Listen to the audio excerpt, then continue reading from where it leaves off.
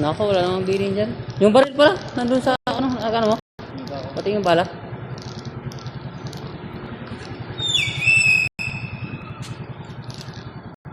Wala namang bilhin dyan. Naku.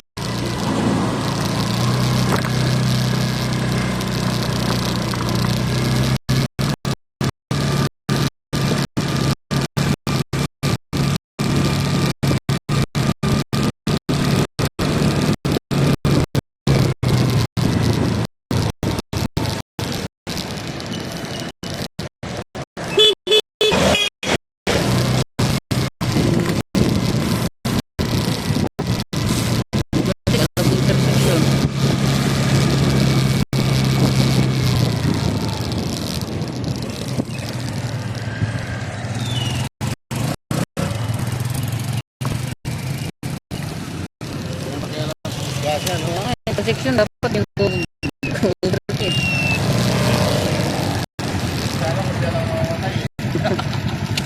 Nandadamay pa eh.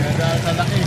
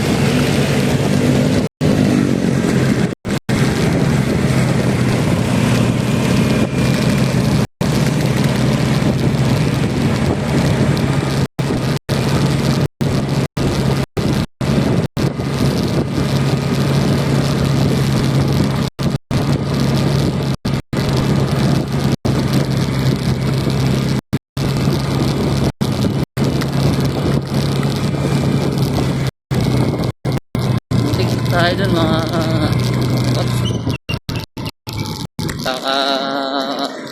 tapos lang natin sa trabaho tayo na intersection kasi biglang pumasok overtake yung takbo ng intersection. Hirap talaga pag mga ganung driver walang pakialam sa ibang tao na mga disgrasya. Kaya ingat tayo mga kapatid.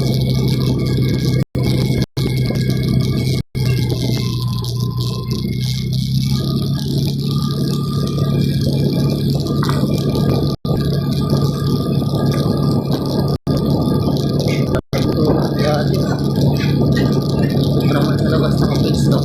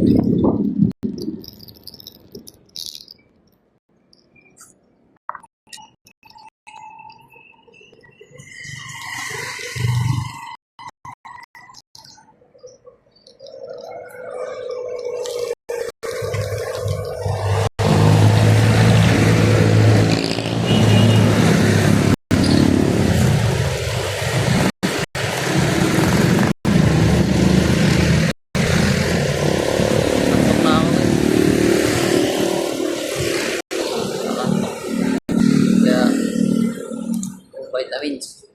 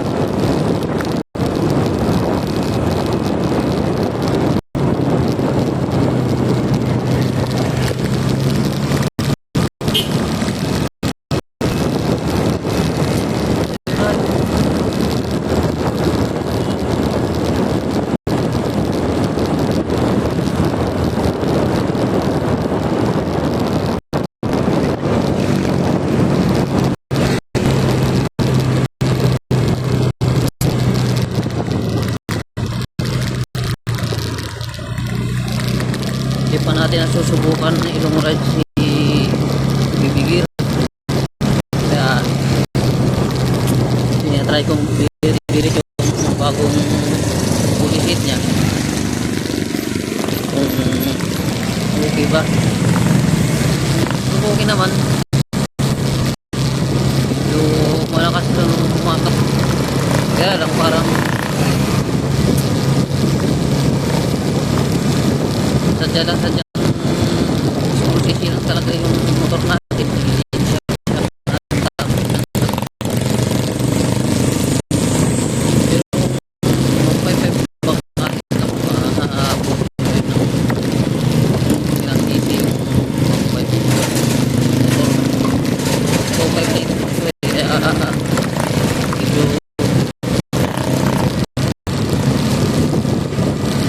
Hindi tayo gaano nasagal yung tapos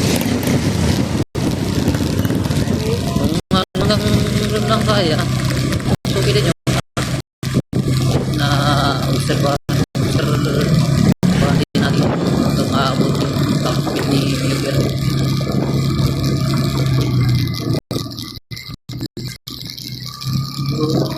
Ayun guys, no? Na-try kong bibirit para kung sakaling lalong ride na tayo kahit magka-benta na benta lang po, hindi tayo nabibili.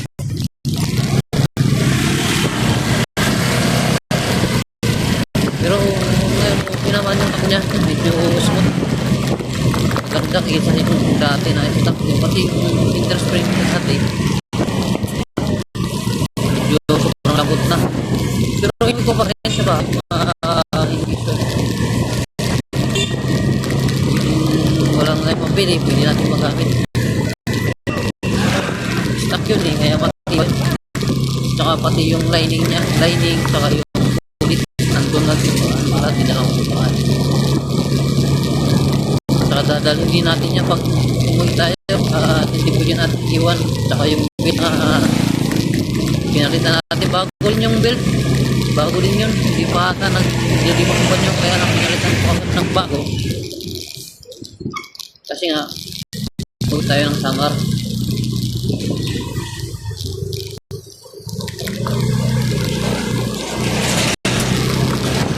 Nagalit na nga yung OBR natin eh, kaya dahil puro daw sa motor yung gastos. Ito nga naman at yung mga ginagawa yung walang ginamit.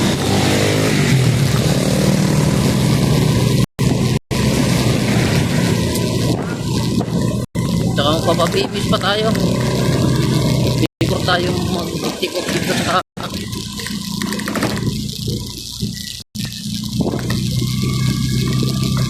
Mandilo pa papuntang Laguna kasi doon tayo makikita. Papalinis muna tayo, magpapabibis tayo mga halagang 1.3 ata yun ano. Pag hindi tayo dun sa motor shop sa Las Piñas Alabang Buteron kay Basilio motor shop, maganda kasi ron kasi mga magandang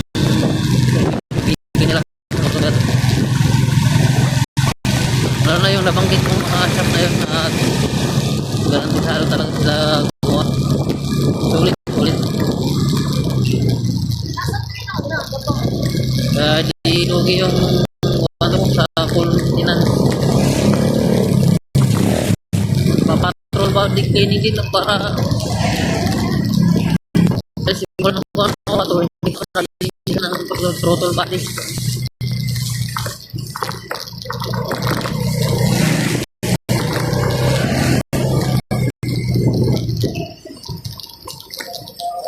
At sa mga nagtataka kung ba't ako dura na dura, ayun o, saka ako naantong na kasi ako guys, galing duty. Ito lang yung pampagising ko.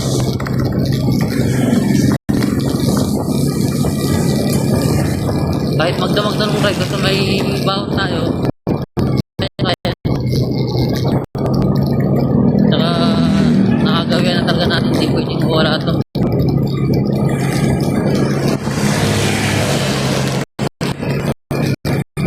Nakita ko sa inyo mamaya yung pang side mirror na natin. Medyo maganda siya.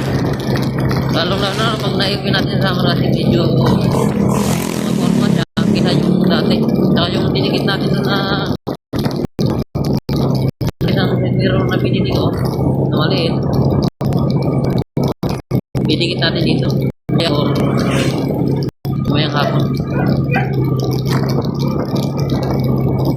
Pakitulong na tayo. Dito. Kaya tayo.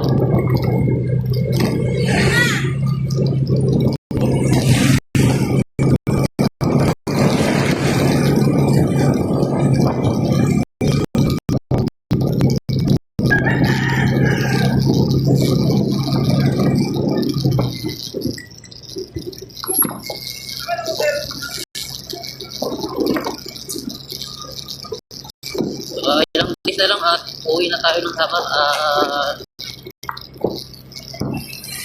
Kaya hindi talaga mag-uulitin natin. Hindi pa lang para kung makaberya man, dito pa lang pwede na natin mapalitan. Saka sulit ito ginamit ni Boss Kyle sa pinagbuhatan, taga-Samar rin yun. Tsaka sa Boss. Sulit yung binili mo.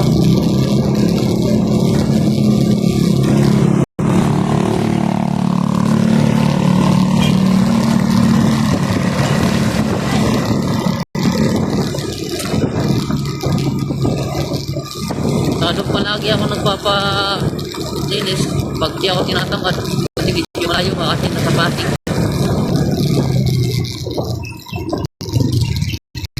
Gusto ko nang yung magahe, minsan dito ko na lang pinapagawa. Pero yung pinapagawa ko dito, hindi ako satisfied sa gawaan nila.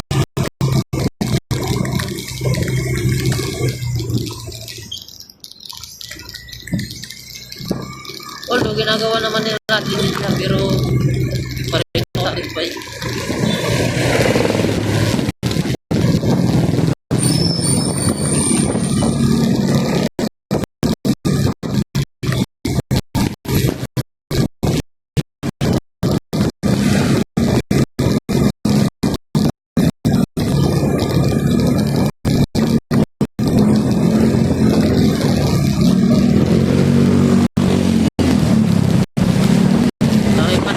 Kakabit dito, hindi ko pa naikabit yung PTL ko saka yung board. Medyo kapag tayo sa budget baka next week papakabit natin yan. Board saka magpapamipis tayo.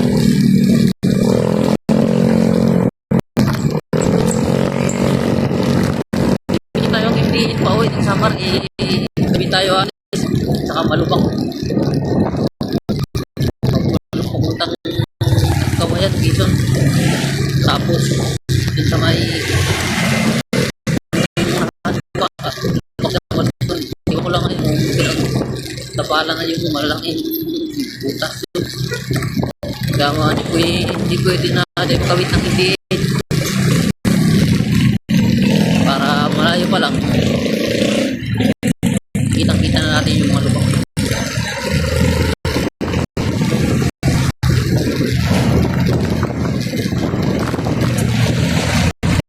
Hindi ko lang pinakabit nung nakaraan kasi baka masira kaya din yung pagkakang libro ngayon pa-wiring 600 ko sabihin natin papabilis tayo mga sarili mahigit 1.3 1.2 kulong ko lang 3,000 ay hindi pala 3,000 2,000 pala sorry.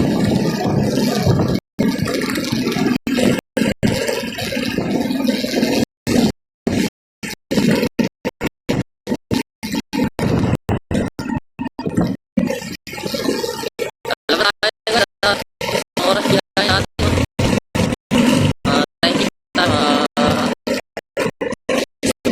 90 umalis tayo doon alas 10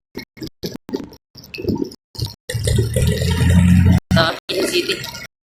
Yung araw-araw sabay 1 hour biyahe.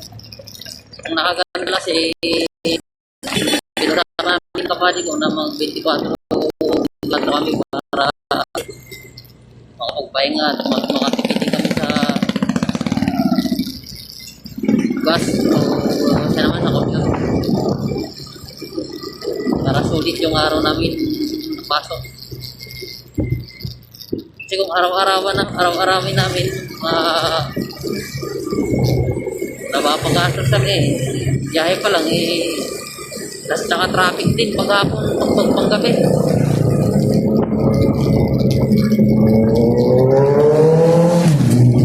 Yun, no? Tignan yung mga bangas ng motor. Kurog pa lang. Bangas na.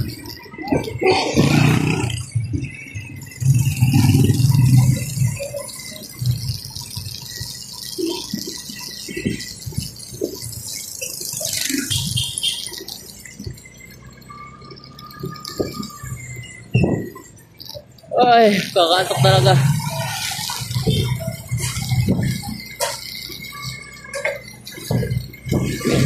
Tapos aalis pa kami ng 16 ng gabi or hapon. Dapat mga umaga pa lang nandun ako sa Laguna para makapagpahinga dun sa kapatid ng tatay ko. Para pagdating ng mga kasama ko, nakapagpahinga na tayo, full charge. Ready na tayo long ride.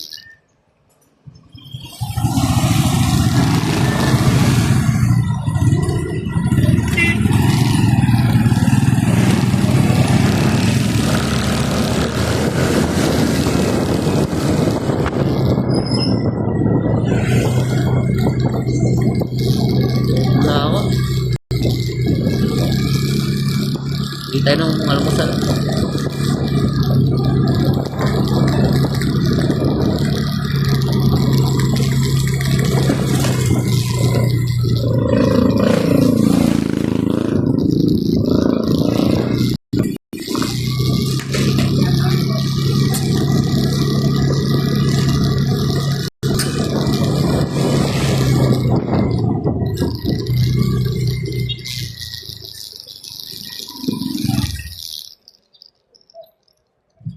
Ma'am.